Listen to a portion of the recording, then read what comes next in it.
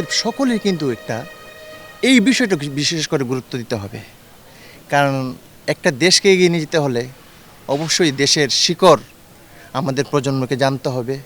আমাদের নতুন প্রজন্মকে আমরা এই দেশটা কিভাবে পেয়েছি সেটা ওদের মাথায় দিয়ে ঢুকাতে হবে।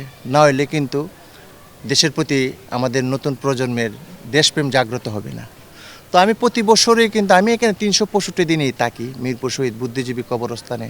আমি কিন্তু অত্যন্ত একজন সাধারণ মানুষ, তবু আমি যতটুকু জানি আমি আমাদের প্রজন্মের মাঝে একটা মেসেজ দিয়ে যাচ্ছি যে আমাদের দেশ যাদের রক্তের বিনিময়ে পেয়েছি, আমরা যদি আমাদের নতুন প্রজন্মের মাঝে না ছড়িয়ে দেই, যতটুকু জানি সঠিক ইতিহাসটা যদি ওদেরকে না জানাই, তাহলে কিন্তু আমাদের প্রজন্মের মাঝে দেশপ্রেম জাগ্রত হবে না।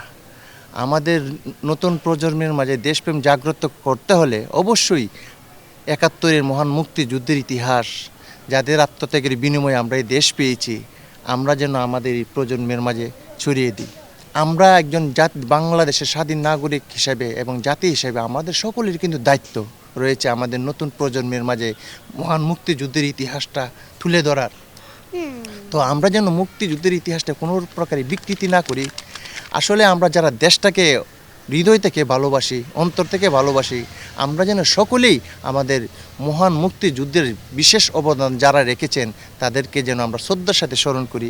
আমরা যেন কোনো প্রকার ওই আমাদের এই জাতির শ্রেষ্ঠ সন্তানদের অসম্মান না হয়, সেটা দিকটা যেন আমরা লক্ষ্য রাখি। এই উদ্দেশ্যেই কিন্তু আমাদের নতুন প্রজন্মদের মাঝে আমি এই যতটুকু জানি আমাদের মুক্তিযুদ্ধের ইতিহাস সেটা তুলে ধরার চেষ্টা করছি।